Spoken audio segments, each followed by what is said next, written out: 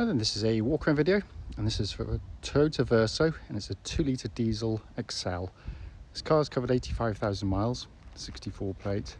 See here, finished in white, which looks really nice on the car with the privacy glass and the sort of black bits of trim. It looks really nice on the vehicle. 7-seat car.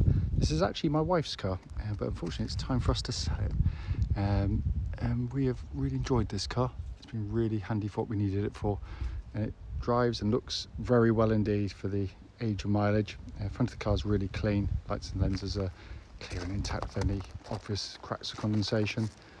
Bonnet very, very clean indeed. And down the near side, very smooth in the panel work. There's no sort of obvious indentations there at all. Inside front alloy generally good with a bit of curving right on the outside edge. Inside rear alloy very good indeed. Around the back, sorry, it's getting a bit windy, so I hope you can hear me okay. Generally very clean, just the odd tiny little sort of minor abrasion, getting things in and out. Offside of the car, again, very smooth in the panels, no sort of obvious big dinks or dents there at all. Offside rear alloy, again, very clean. The main panel work is very nice. Not to say there aren't obviously the odd light brush mark, there's always going to be.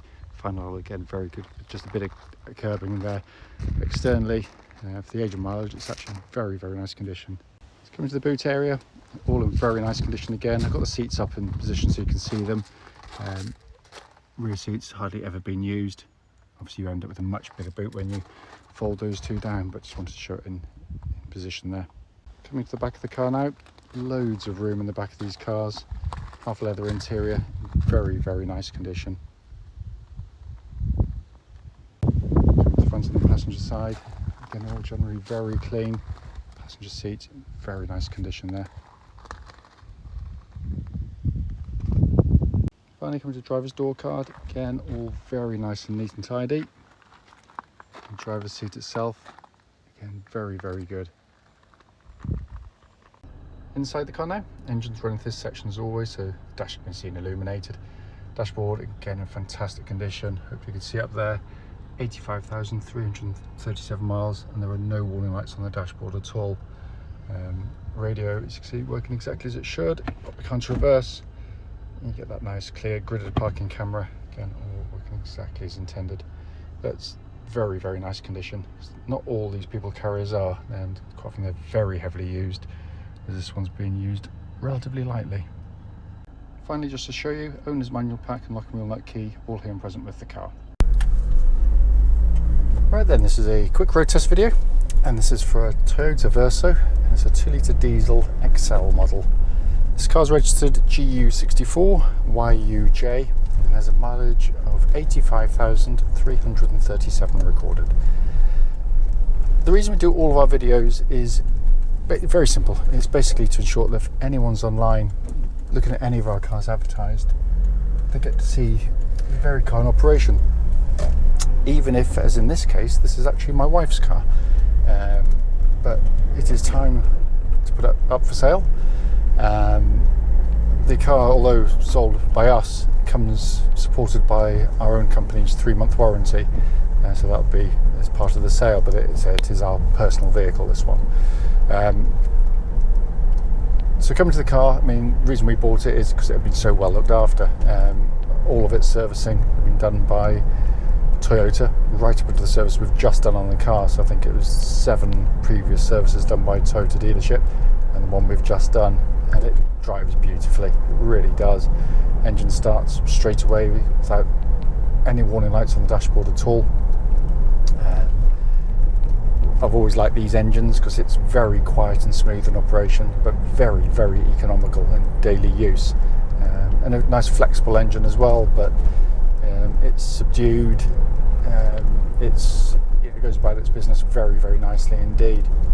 Engine then feeds through into the clutch and gearbox on the car. The clutch on the car is light, positive. Bike point is exactly where it's meant to be. Nice and slick in operation. Gearbox, 6-speed manual gearbox, typical Toyota gearbox in the car. It's precise and accurate. It's well weighted. It's defined. it shows absolutely zero wear in its selection. It's just a very, very pleasant gear change to use, and it's a nice position with the gear change as well, sort of coming out of the dashboard in that particular angle. The whole car feels incredibly tight to drive. It really, really does. Steering on the car, again, same thing. It's designed to be kind of easy to manoeuvre. It's not sporty, don't get me wrong. That's not the reason we bought it. It's to ferry people about. But the steering is, it has an accuracy and precision to it, which is very nice indeed. It's fluid in feel, although like most cars are almost certainly electric power steering these days, but it does a very nice job. It also tracks dead straight without any vibrations at this speed, or any speed up to the legal limit actually. Suspension on the car, what I'm looking for on road test in particular is any kind of nasty sort of clonks or rattles coming from underneath the car, and there's absolutely nothing at all. It's as tight as a drum. But what it gives you is a really nice balance, because obviously at the end of the day it is ultimately a people carrier, so it's got to be predominantly comfortable.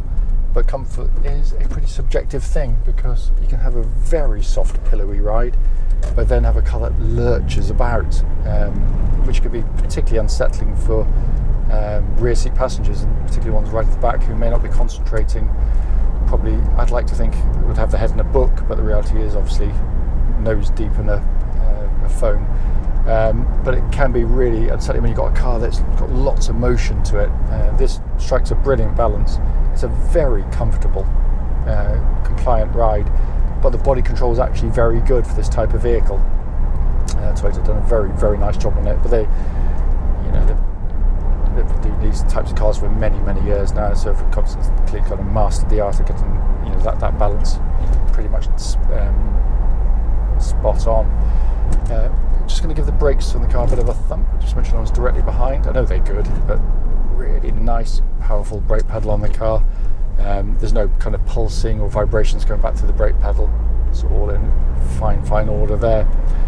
Worth pointing out, the car will be heading off for a independent MOT, so it'll have a new MOT on the car as part of the sale of the vehicle.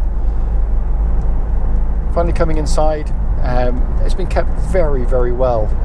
It's not perfect. It's pretty much close to one, but the dashboard looks like new. It's beautifully built as you'd expect. Everything's working exactly as it should in the car.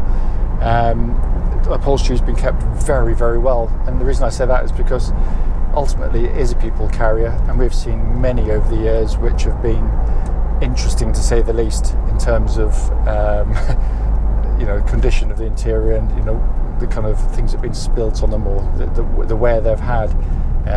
But as I said, this one has been kept very, very nicely, which is, as I said, one of the main reasons we bought the car.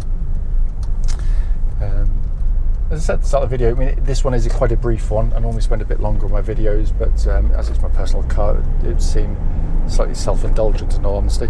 But everything inside the car, your radio, your camera, all works absolutely as it should. If there's any issues, I'd let you know straight away, but there's nothing at all. It drives absolutely beautifully.